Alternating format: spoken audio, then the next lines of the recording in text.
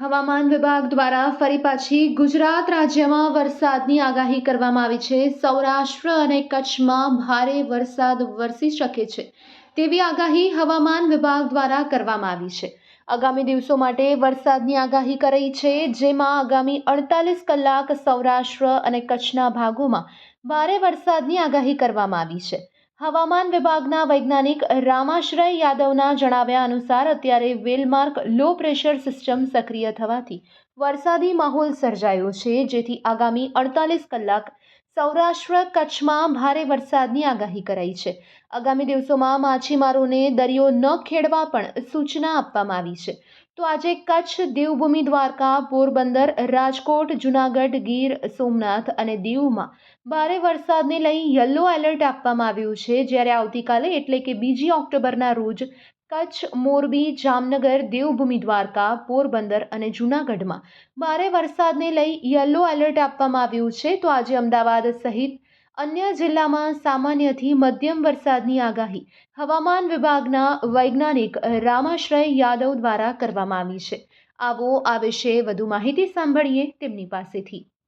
तो वर्तमान में जो साइनोप्टिक सिचुएशन है उसमें एक डिप्रेशन है अरेबियन सी के ऊपर, जिसका साउथ वेस्ट वर्ड मूवमेंट है, और एक डीप डिप्रेशन है अपने बे ऑफ बंगाल में, जो कि वेस्टवर्ड नॉर्थ वेस्टवर्ड मूव कर रहा है, और उम्मीद है कि वो आज रात को उड़ीसा कोस्ट और आंध्र प्रदेश कोस्ट को क्रॉस करेगा। तो ये साइनोप्टिक सिचुएशन कल जो एक ट्रफ था जो नॉर्थ ईस्ट अरेबियन सी से वेस्ट साउथ वेस्ट यूपी तक था, वो लेस मार्क हो गया। तो जो अभी जो डिप्रेशन है नॉर्थ ईस्ट अरेबियन सी पे, उसके प्रभाव से हमने आज येलो अलर्ट रखा है। सौराष्ट्र में कुछ डिस्ट्रिक्ट्स में हैवी रेन दिया आइसोलेटिंग, जिसमें मोरबी है, जामनगर, पोरबंदर, द्वारका और जूनागढ़, और थंडरस्टॉर्म रखा है हमने 30-40 किलोमीटर पर आवर स्पीड के साथ पूरे सौराष्ट्र में और कच्छ में, और उसके साथ कुछ डिस्ट्रिक्ट्स में गुजरात रीजन के जो कुछ डिस्ट्रिक्ट्स हैं, जिसमें बनासकांठा है, पाटन है, महसाना है, अहमदाबाद, खेड़ा, गांधीनगर, और नीचे साउथ गुजरात में भी रखे हैं सूरत, भरूच, नवसारी, वलसाड इत्यादि, उसमें थंडरस्टॉर्म की उम्मीद है। और अगर हम बात करें कोस्टल की, तो फिशरमैन के लिए हमने डे 1, डे 2, डे 3 रखा है।